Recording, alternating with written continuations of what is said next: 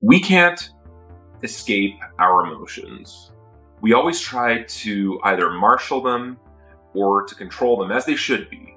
But can we ever truly escape them? A lot of people think that Stoicism is about eliminating emotion completely, but I don't necessarily think this is the case.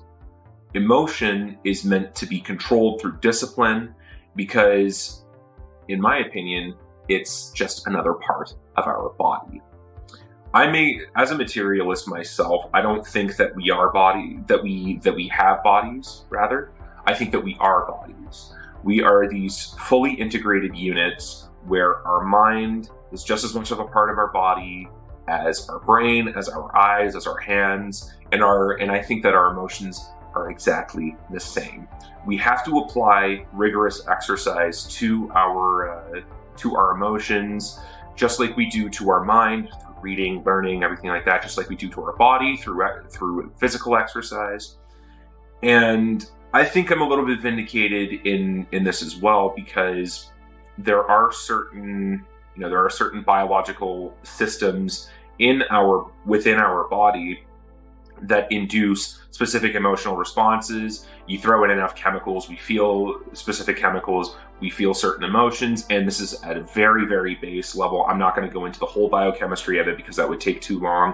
And I'll admit, my biochemistry is very, very rusty. It's been years now since I've studied it.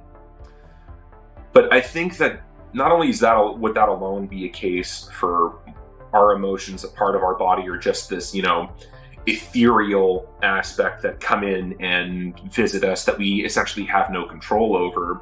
While we may not necessarily have control over it in a chemical sense, we can at the very least marshal them in a specific way as to not let them dictate our lives completely, which I think is the true message of Stoicism, is to be the rock in the chaotic ocean of the world, to just whatever life comes at you, like, you take it, and whatever doesn't kill you is going to make you stronger. That's a little bit more Nietzschean, but you have to take it, be strong, rational, and that's that.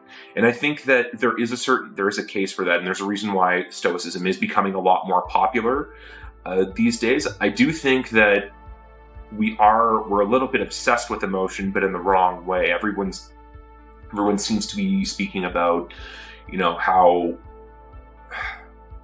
essentially, we need to feel these passionate emotions and, find your passion, follow your dreams, everything like this.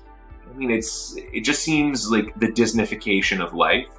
And as someone who's not necessarily a fan of Disney movies, I don't necessarily get it. I mean, they're great when you're a kid, but we're all adults now. And if we don't apply rigorous discipline to every single aspect of our being, to our mind, to our body, to our emotions, then we're not necessarily going to lead a well-rounded life. And not to mention, it's that, again, a recurring theme of what I speak about in these videos is the abdication of responsibility. Why would you want to be dependent on, the dice roll of fate or other environmental factors when you can change so much in your life just by marshaling the resources that you have at your disposal, the best one being your body and everything within it. The vehicle that we are, not that we inhabit, but that we are, is so remarkably complex. There are multiple different things happening within your body that you're not even aware about. And even stuff that seems like second nature, that you can just do it, let's say like me waving my hand, right? There is such an unbelievable amount of complexity in every single gesture that I do, from, putting my thumb up to closing my fist to retracting my arm, that I'm not even aware of. And where I guess I'm going with this is that the way that our emotions work are somewhat similar. We may not realize, we may know ultimately, how they come about, but we have to, instead of having that mind-muscle connection, we need to almost have that mind and emotion connection as well, where if we are able to, turn on the emotion when necessary, turn the volume down just a little bit so that we can let our rational aspect, digest a situation, I think in that case, you would be a more well-rounded and more effective operator in life.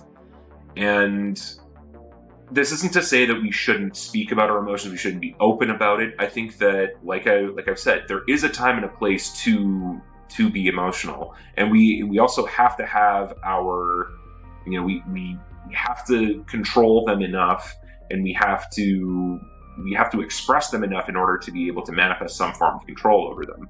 I think that if we are just completely devoid of emotion, then we lose a core aspect of what makes us human. But at the same time, if we let emotion dictate and take the front foot, we're not going to be better off, because emotions are very, very chaotic and they're unpredictable as well. Not to say that, being predictable is the end goal, but you really should be a little bit more measured with it, because the reason why we're able to get so far, and the reason why we've risen above that of an animal, of a common animal, let's say, because we are ultimately animals as well, is that not only do we have like this consciousness, if you will, but we are able to essentially push the emotion to the side for a little bit, push that instinct to the side for a little bit, and actually use our brains to think and to decipher and to be rational. And we're the most successful animals to do it. So circling back to it, are emotions a part of our body? Absolutely, yes, 100%. I don't think anybody is in dispute with that. I don't think they're just this. I don't think anybody really should think that they're this, ethereal, either angelic or demonic thing that just visits you every now and again. You're struck by thunder and all of a sudden you have emotions. No, they're all within you. They're all inside of you. We have to control them. We have to exercise them. We have to discipline them, just like we do every other aspect of our body and of our life, because otherwise, if we just let them run amok, well, I don't think it ends up well for anybody. Not to mention, rightly so, I think many people consider it to be a sign of weakness if you can't keep it under control, and nobody wants to be weak, especially in this tough world that we live in today. So anyway, if you agreed with anything I've said in this video, feel free to drop a like on the video and comment down below. If you have a contending point, if I've completely missed the mark, also let me know in the comments below. I'd love to hear your thoughts. And as always, thank you so much for watching.